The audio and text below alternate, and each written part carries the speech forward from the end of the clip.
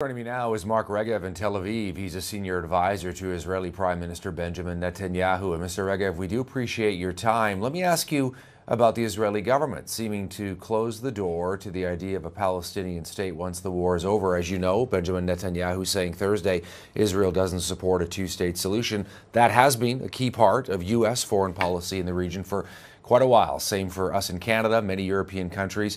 And as you know, in fact, it's been Israel's foreign policy at times along the way. Does this position not lead to the potential, anyway, for a major split with key Israeli allies? I don't think so. Maybe the differences are more semantic than realistic. Prime Minister Netanyahu said that the Palestinians could not expect to have full sovereignty. Because full sovereignty would give them the power to sign a military alliance with Iran, to invite Hezbollah to train on their territories, to buy missiles for North Korea. And obviously, that's not going to be a reality. Yes, that's just not going to happen.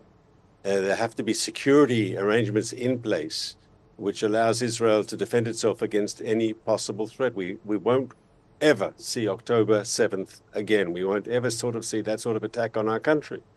And if anyone wants to talk realistic about a settlement with the Palestinians, it has to be based on the principle that there will be limitations on Palestinian sovereignty. But there could be a Palestinian nation, you're saying, as long as it follows those contours that you've just outlined. So my Prime Minister has articulated it this way, a formula that says the Palestinians should have all the powers to govern themselves and none of the powers to threaten Israel.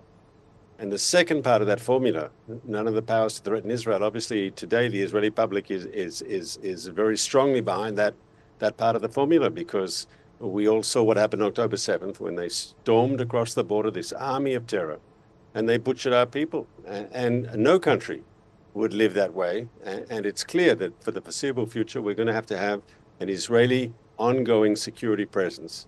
It doesn't mean necessarily political control, but you'll have to have some sort of Israeli security presence to guarantee the security of my country and my people. Does that mean no to a two-state solution, though? Well, once again, I said at the beginning of this interview, terminology. It's all about terminology. Will there be limitations on Palestinian sovereignty? It's clear there will be. You can call it what you want. What message do you think, Mr. Regev, it sends to millions of Palestinians about their own future? I think they have to be realistic. I mean, over the last few years, we've had amazing progress on the peace process between Israel and our Arab neighbors. We've had peace treaties with the UAE, with Bahrain, with Morocco, that was adding to the peace treaties we had previously with Egypt and Jordan. And we're seeing more and more talk about expanding the circle of peace. And so far, the Palestinians have stayed outside. They didn't want to join this growing reconciliation in the Middle East.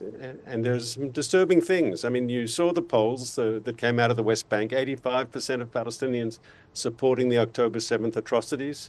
The Palestinian government there refusing to condemn those authorities. You even had some ministers in the Palestinian government on the West Bank praising, lauding those atrocities, the rapes, the beheadings, the burnings of people alive, the gruesome violence that was displayed by Hamas on that terrible day. And so when you tell Israelis are told we have a peace partner on the West Bank, well, we're not sure about that, to be frank.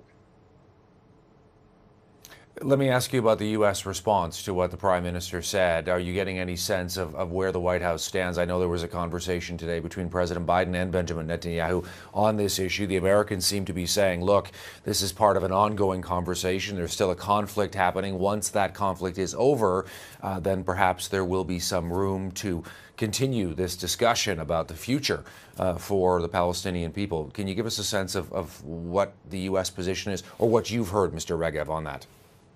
So it's not my job to speak for the U.S. government, but I do think there's a lot of common ground. Because first of all, when we express unhappiness with the way the Palestinian government works on the West Bank, so the Americans maybe are more polite, but they talk about the need to revamp, to reform the Palestinian Authority. And I think that's clear. When we talk about the need to defeat Hamas, destroy its military machine, end its rule over Gaza. So there's American support for those principles, that Israel has the right and, in fact, the obligation to defend its citizens. And when we talk about a reality of post-Hamas Gaza. So we've articulated a picture of a Gaza that will be demilitarized and de-radicalized.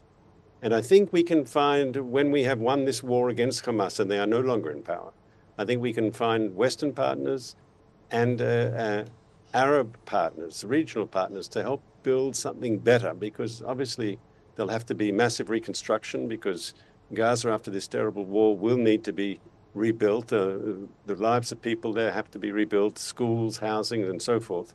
And I think it could be an effort where the region and Arab partners can play a role. The reason that many of Israel's allies support that two-state solution is, of course, because they want peace at the end of this long-standing conflict. They believe a two-state solution, the only way to ensure a lasting peace. That is Israel's objective too, I gather. Yeah, but any real peace has to be based on reality. And a peace that you can't protect and defend, a peace that's not anchored in ironclad security arrangements, just won't last. I mean, Israel pulled out of the Gaza Strip in 2005. We took down all the settlements. We pulled back to the 1967 line, which many in the international community, including Canada, refer to that as the legitimate international boundary. Did we get peace? And so there's Israelis question some of the premises of the international community. Now, we want to move forward with peace. We want to see the expansion of the circle of peace with the Arab countries.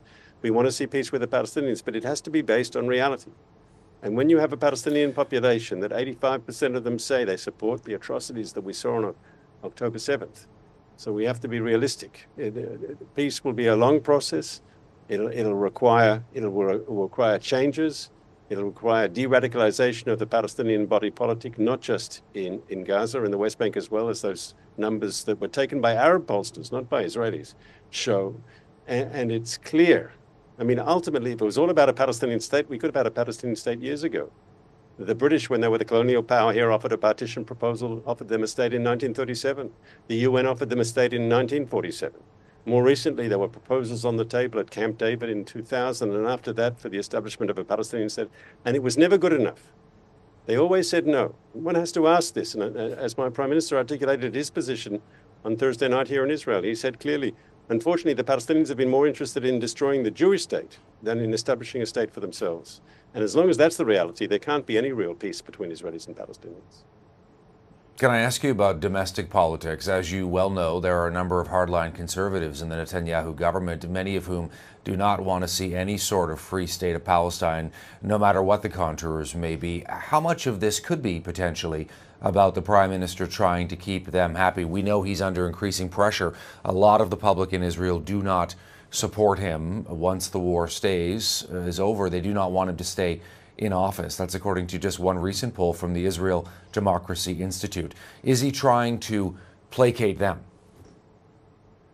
I think it'd be wrong to see this in simplistic political terms, because the sort of thing that I articulated now, the idea that the Palestinians have all the powers to govern themselves, but none of the powers to threaten Israel, that goes beyond Netanyahu's current coalition. I think you'd find 80–90% of Israelis would embrace that formula. And so this is not about party politics in Israel, I don't think. This is about standing for what is our core interests of our country. Once again, in Gaza, we pulled out, we took down all the settlements, we redeployed back to the old lines, the ceasefire lines of prior to 1967.